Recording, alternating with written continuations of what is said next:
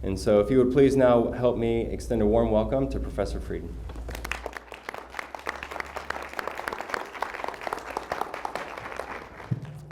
Thank you, Dr. Swearingen. The subject of today's presentation is the Americans with Disabilities Act at 25. The 25th anniversary of the ADA gives us an opportunity to celebrate it. It gives us an opportunity to look back historically at the ADA, and it gives us an opportunity to project forward and see what's left to be done. And I hope to accomplish those objectives during the next few minutes. Before I start, I want to acknowledge the support of my school, the School of Biomedical Informatics, and Dean Jiaji Zhang. I want to acknowledge the support that I've had from Baylor College of Medicine. I worked there long enough to retire once. And I'd like to acknowledge the support that I've had from Tier Memorial Hermann. Dr. Spencer hired me as a graduate assistant in 1974. And I've had the opportunity to work at Tier on a number of projects throughout the years, with exception of a period of my life when I was director of the National Council on Disability from 1984 to 1988. We lived in Washington, D.C. I also want to acknowledge two people who will star in cameo roles in some of the video you're about to see. That is my attendant for many years, Malcolm Brody. Mac, you can raise your hand. And my wife, Joyce Frieden, whom I'm glad can be here today. We have together, along with millions of people with disabilities, changed the face of America. And in effect, we've changed the face of the world in doing so. Part of the program that I'm going to present are videos that haven't been seen by the public since the early 1970s. And I hope you'll bear with the quality of the video. But thanks to the good help of UT's Brian Duke and SBMI's Marcos Hernandez, we're able to provide you with a pretty good presentation, I think. I also want to acknowledge my interns this summer, Yasmin Tushai and Habib Olapati, and thank them for the help they've given me preparing this presentation. So with that, let's look at the influences behind the Americans with Disabilities Act. This is not a typical representation of people who were behind the ADA. Most people in the historical presentations don't realize that the developments in rehabilitation early on, actually before the 1950s, are what really laid the groundwork for this movement by people with disabilities that resulted in the ADA. Some of you may recognize, I know no one has met Helen Keller, but her rehabilitation really rose to the public's attention, and I think began to change attitudes toward people with disabilities. And Mary Switzer, you may not recognize her likeness, but you will recognize the name because the Switzer Building is that in Washington, D.C., which houses most of the rehabilitation and disability programs. Mary Switzer was a friend of the president at the time, and she was able to convince the leadership of this nation that we needed to have an emphasis on vocational rehabilitation. And she founded most of the programs that continue today. Henry Kessler, for whom the Kessler Institute is named, was a military doctor who took his knowledge of treatment of people in the most extreme conditions to disability and applied that knowledge to rehabilitation. And then, of course, next to him is Dr. Howard Rusk. I didn't meet Dr. Kessler, but his wife, Estelle, was a good friend, and in fact, Mrs. Kessler helped me early in my career by sponsoring my travel to a number of international meetings. Dr. Rusk, I did have the opportunity to meet on several occasions. In fact, my first meeting with him was in New York when I was 26 years old. Dr. Spencer had invited me to accompany him to a meeting at the Rusk Institute, and At some point after he was speaking with Dr. Rusk for a little while, he called me over and he said to Dr. Rusk, I want to introduce you to my colleague, Lex Frieden. And to introduce me as a peer was a significant kind of thing. So I encourage all of you, doctors, students, faculty members, and others, if you have the opportunity to acknowledge your students in the way that Dr. Spencer acknowledged me in my introduction to Dr. Rusk, do it. It'll leave a lasting impression on them.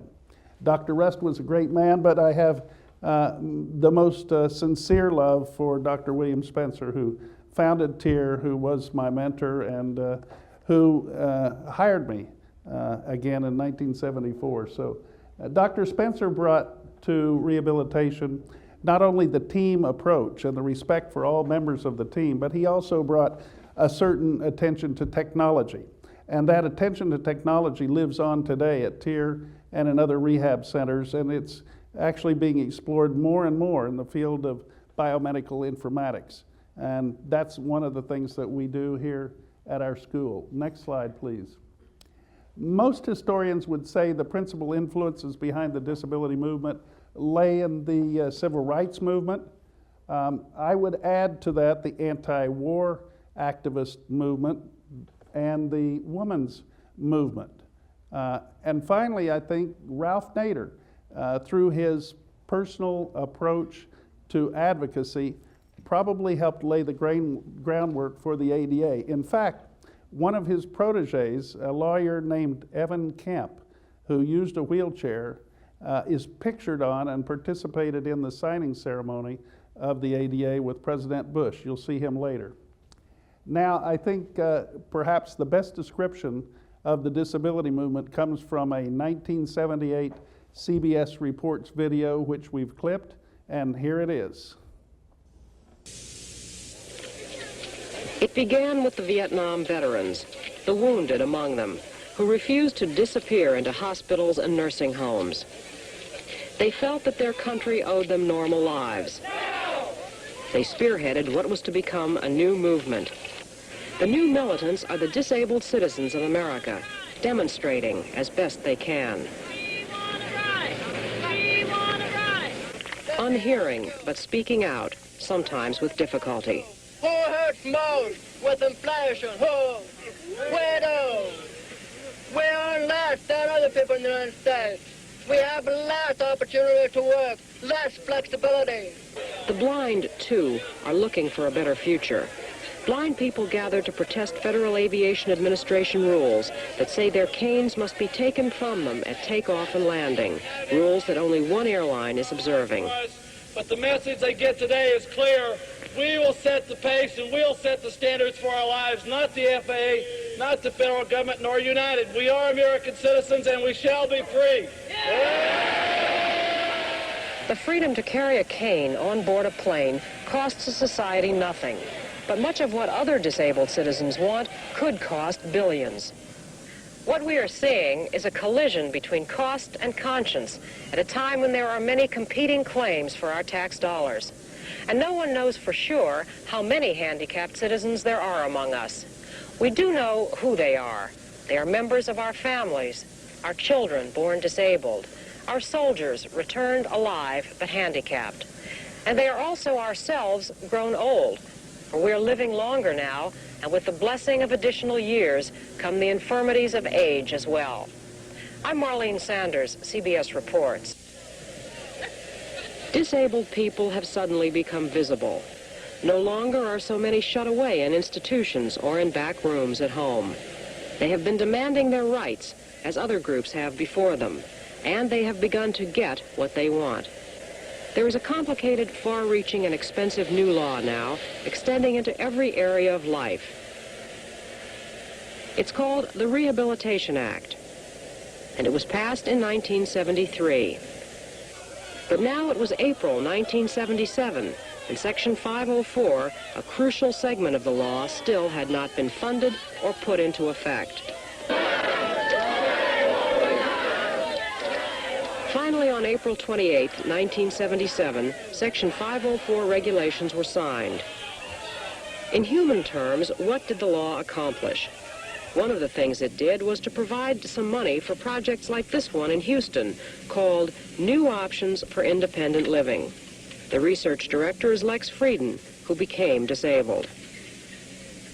I was 18 years old and I broke my neck in an automobile accident. I was paralyzed instantly. Lex finished college while living at home, but soon began to want a more independent way of life. Out of his need, and that of others like him, a number of institutes for independent living have come into being around the country during the last few years. Places where disabled people learn to cope with a society that was not designed for them at all. While in some respects it might be easier to be taken care of rather than be responsible for your own life, in most respects I think handicapped people would prefer to have that responsibility, and the benefits of that justify the effort that's required to put up with the day-to-day routine kind of hassles that we all have in our lives. Even an ordinary shopping trip presents obstacles for a person in a wheelchair.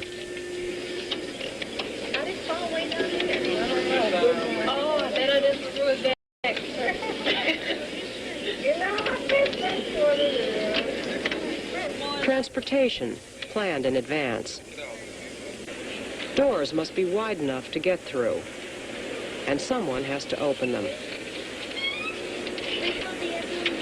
Thank you, little man. Thank you. There must be no steps leading to restaurants or movies or stores. As Lex Frieden puts it, there must also be regular contact with the outside world so that disabled people can function there, and so the rest of us can learn how to deal with them. Thank you. So at the same time as these activities were occurring nationally in Houston, there were a group of students at U of H who happened to be living together and cohabiting in the program called Independent Living at TIRR. And this was a facility on West Drew Street where a number of us lived like a dormitory style setting while we were students at U of H. And we saw what was happening nationally and began to look at what we could do in Houston. So we identified transportation as one of the barriers to independence in Houston. We identified housing. We identified employment. And we worked together day after day, week after week on plans to raise the public attention to these issues and get our city to accommodate people with disabilities in what we consider to be an appropriate meeting. And you can see some of the videos from 1977 where people actually did sit-ins in the city office buildings, in the Department of Transportation. Here's Barry Goodman, who was the head of the Department of Transportation Metro in 1977, being backed up against the wall by a group of people in wheelchairs who wanted to know why we were using tax dollars to purchase vehicles that people with disabilities couldn't use. We had demonstrations, protests, actions, marches, rallies, and sit-ins, and this occurred with people all over the United States. Madam Chairperson, I would like to share with you an example of one such experience that occurred in my own life. Nearly 20 years ago, I broke my neck in an automobile accident while I was a freshman in college. Less than a year after that, I applied for admission to a major university in the Southwest, and my admission application was denied strictly on the basis of the fact that I was disabled. I was concerned by that. I spoke to the university administrators, and I was told that that was university policy. I inquired from others about this policy and was told that I had no protection under the law, that in fact this discrimination was legal, and I considered it at the time to be legal assault. I must say that I was somewhat dismayed by that. As you might imagine, I was demoralized and certainly disillusioned about the protections which we as Americans expect to have in this great nation. When people ran into these kind of obstacles that seemed irrational and illogical and just wrong, what did they do? In the 1970s and the early 1980s, we were propelled to speak out. It was part of our being that we should not wait for somebody to fix things for us, but we should fix them ourselves. And one of the things that became obvious early on was that there should be a law protecting people with disabilities from these kinds of acts of discrimination. And I made this testimony in 1984. The year before that, actually, I testified before Congress and was asked by the committee, what would you do, Mr. Frieden, to solve these issues? And I said, well, I can't as one person honestly answer that question because I don't represent 37 million people with disabilities in the United States today. But what I would do if I were you would be to appoint a blue ribbon panel to do a study. I said I'm a researcher by nature and by training, and I would do a study. I would ask people with disabilities what they needed and how to solve these problems. And Congress liked that idea. They put an amendment in the Rehabilitation Act that included a study, and the study produced, with my assistance, I was hired by President Reagan and the National Council of Disability in 1984. My colleague Bob Bergdorf and I produced a report along with the council members on their behalf called Toward Independence. And the Toward Independence report had 52 recommendations. The first recommendation was that there should be a law prohibiting discrimination on the basis of disability. That particular recommendation was put together for President Reagan. We had planned to meet with President Reagan, and on the day of our meeting, the Spaceship Challenger blew up. We weren't able to meet with the president, so we got shuttled down to the vice president. And that indeed turned out to be a bit of good fortune, because George Bush, when he met us for the photo op, asked us to sit down and talk more about our proposal.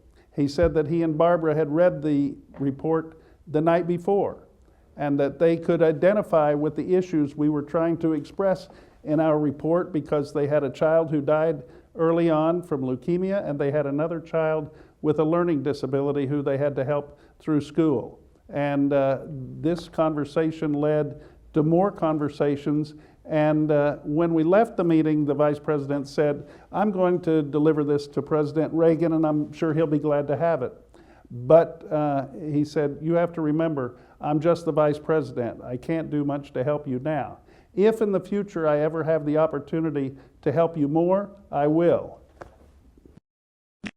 Disabled Americans must become full partners in America's Opportunity Society. So while some say politicians don't keep their promises, George Bush kept this promise, and it was important to us. After the president committed to the ADA, and after we had produced a draft bill, we took it to Congress. And members of the Congress who, like President Bush, had personal interest in disability, introduced it into law. It actually was introduced in 1988. There were hearings throughout 1989 and 1990. So let's go to the hearing floor. Gentleman from Tennessee. Mr. Speaker, for purposes of debate only, I yield 2 minutes to the gentleman from New Mexico. The gentleman is recognized for 2 minutes from New Mexico. Without objection. Mr. Speaker, this should not be a debate about homosexuals or AIDS or HIV drug users. This is a debate about the civil rights for the disabled. In the early 60s, this was the beginning of the civil rights movement. Society began to recognize that discrimination in the workplace and public accommodations were no longer acceptable, that each of us is a human being with feelings and deserves to be treated as such. As a result, the Civil Rights Act of 1964 was enacted, which prohibited the discrimination of an individual based on race, gender, or religion. The Americans with Disabilities Act carries the civil rights movement a step further. This act is a civil rights bill for the disabled. The bill assures the many Americans who are disabled that they're going to be able to participate in all aspects of society. Let's face it, we have shunted them aside. We have mistreated them. Through this legislation, disabled individuals are going to be able to lead more productive lives. That means they're going to have access to education, jobs, public accommodations, public services, and public transportation. Isn't this fair? Additionally, all members of our society will have the opportunity to learn and benefit from the skills and talents of these individuals whom we've long shunted aside. I'm aware of the concerns that this legislation has received from organizations and business across America, but I think members of the leadership and the relevant committees have worked diligently to ensure this bill guarantees the necessary rights of the disabled without penalizing businesses, without hurting communities.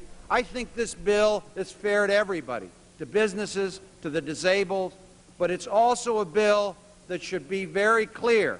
We should act in the best conscience of this country, and it's important that this legislation be passed immediately. So you can see that we needed to move further. And at some point in the process, the bill stalled. It was important to have people with disabilities speak out. The night before, they asked for volunteers to, crawl up the steps, And I thought it was a great idea. Some people were really against it. They thought that it would be really demeaning to see a bunch of disabled people crawling up steps, But my feeling on it was that it was really demeaning the way the country was treating disabled people anyway. We're going to march until Congress starts listening to us. They're stalling the bill that's going to give us equal rights, and we aren't asking for civil rights. We're demanding them, and now. So why not let them see some reality? See what people have to do in order to get to the top of the building, There's 100 steps,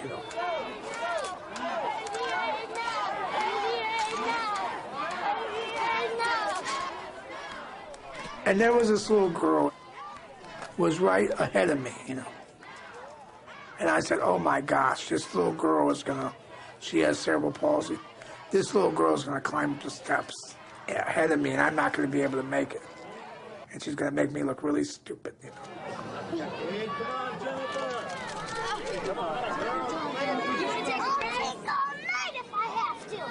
So of course the cameras were on her, but they were on me right below her. So I couldn't stop,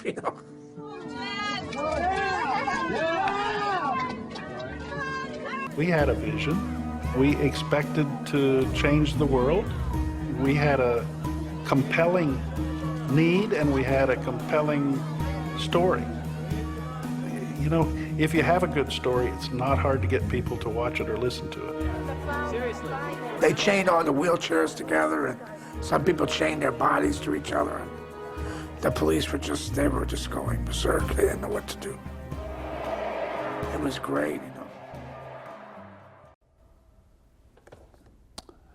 So after all that, we did get the attention of the members of Congress who were trying to stall the bill. And let's hear from ABC. ABC's Carol Simpson. Support for the bill was so overwhelming that instead of partisan debate, the session was marked by emotion and the eloquence of silence. Senator Harkin of Iowa delivered remarks first in sign language. I just wanted to say to my brother Frank that today we say no to fear, that we say no to ignorance, and that we say no to prejudice. Many of us have been in touch with those with disabilities. My sister Rosemary, retarded, son who lost a leg to cancer. I want to pay tribute to my brother-in-law, who contracted both types of polio as a college student undergraduate. This young man went through unholy hell, and he was probably,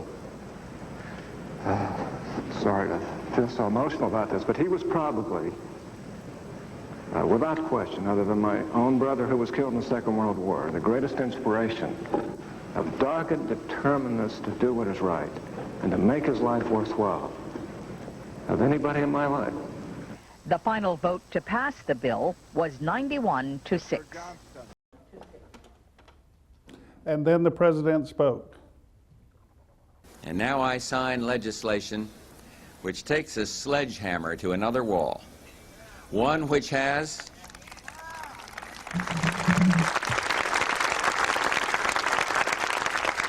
one which has, for too many generations, separated Americans with disabilities from the freedom they could glimpse but not grasp. And once again, we rejoice as this barrier falls, proclaiming together, we will not accept, we will not excuse, we will not tolerate discrimination in America.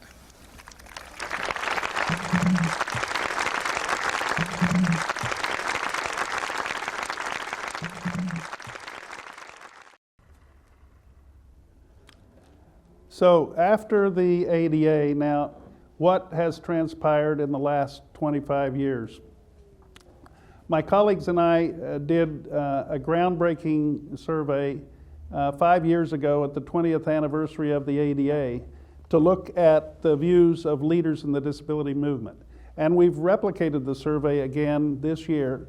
In May, for 30 days, we had the survey site open, and we had more than 700 people with disabilities who were leaders in their communities, independent living center directors and others from all over the United States. All 50 states responded, and these are some of the data that we have from that.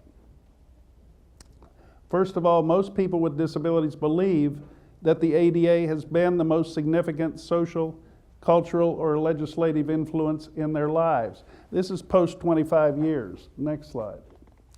Those people believe that their life has been better. One of the survey respondents said, over my lifetime, things have been getting better for people with disabilities. And most people agree with that statement. Next slide. Among the greatest accomplishments of the ADA have been improvements to public accommodations, improvements to public transportation, and understanding of disability by others. Other legislation that was cited by the respondents include the Affordable Care Act, the Fair Housing Act, and Section 504 of the Rehabilitation Act, which was, in fact, the first real civil rights bill for people with disabilities. Disability discrimination, however, didn't go away with the passage of the ADA, and we'll see from our data, people thought there needed to be further improvements in employment, healthcare, and housing. Next slide. The employment rate for people with disabilities is terrible. 82.4% of people with a disability are not working. That compares to 36% of persons without a disability. Those are US BLS statistics. The next slide shows us the disparity that exists between disabled and non-disabled people. So ADA has not accomplished the goal of integration or assimilation as well as we might have hoped. Interestingly enough, you can see that the difference between disabled and non-disabled in Texas is closer, the ratio is closer than many other states. I find that to be quite interesting. Next slide. 21.8% of adults with disabilities are living below the poverty line. That compares to 12.8% of people without a disability. You know, that's like a 2-to-1 disparity there. And as we go on to healthcare, an estimated 29% of adults with disabilities report unmet healthcare needs compared to 12% of adults without disabilities.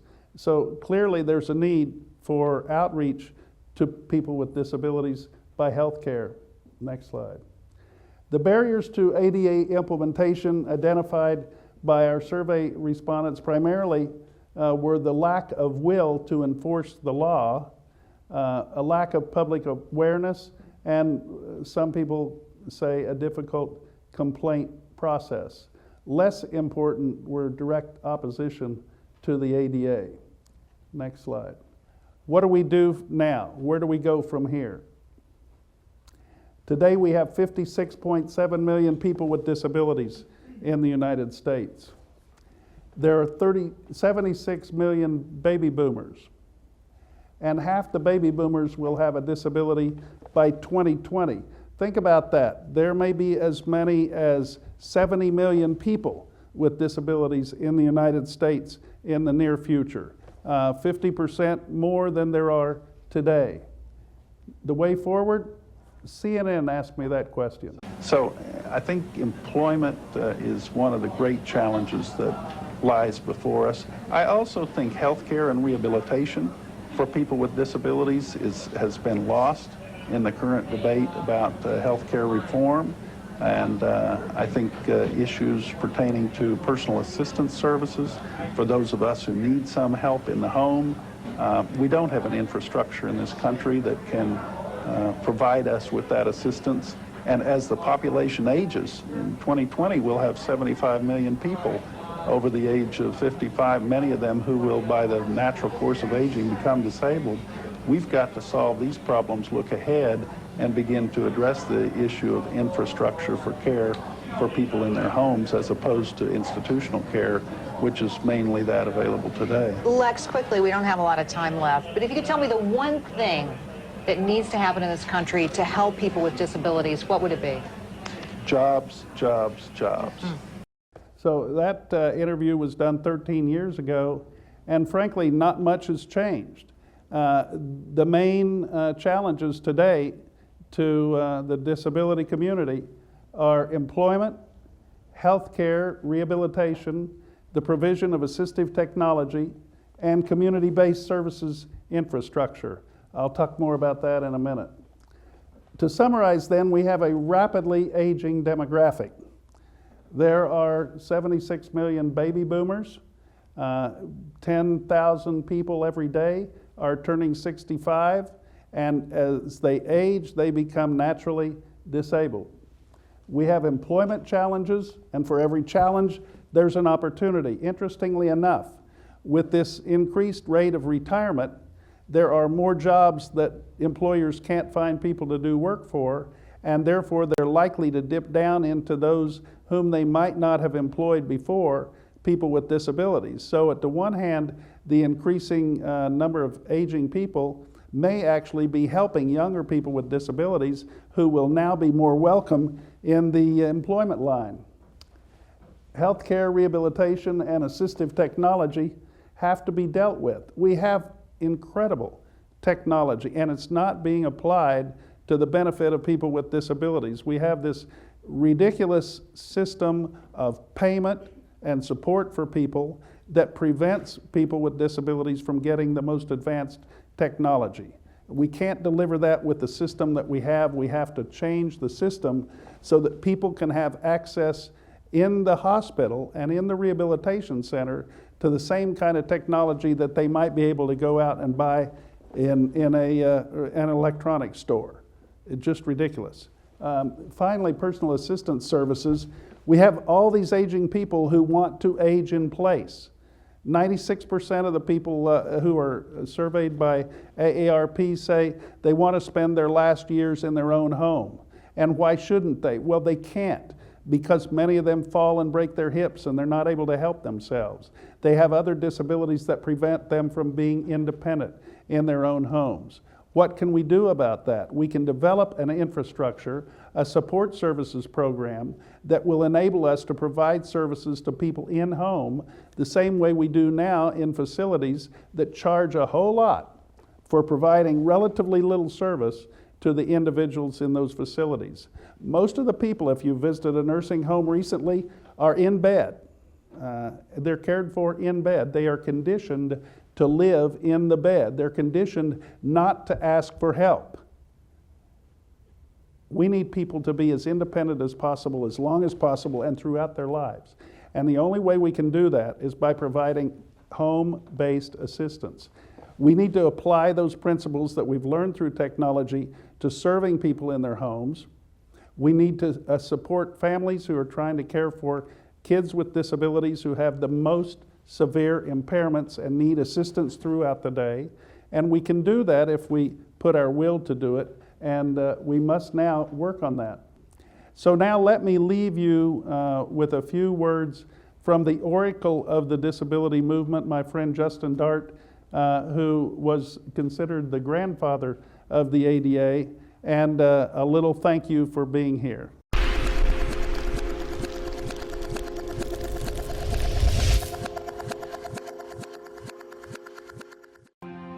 each human being has an inalienable right and an inalienable responsibility to govern their own life, to participate in government of their society, and to be maximally productive in terms of quality of life for themselves and for all of their fellow humans.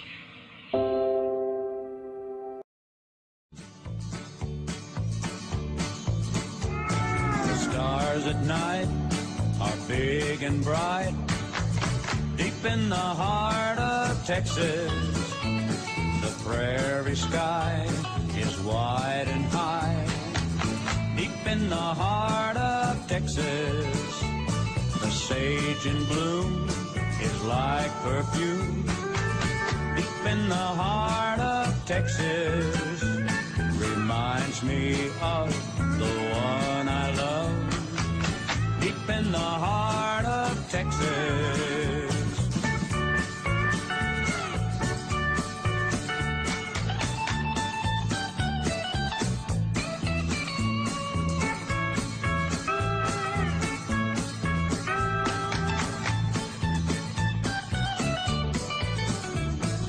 Coyotes wail along the trail, deep in the heart of Texas. The rabbits rush around the brush, deep in the heart of Texas. The cowboys cry, ki-yip-ki-yi, deep in the heart of Texas. The doggies bawl, in the heart of Texas, deep in the heart of Texas.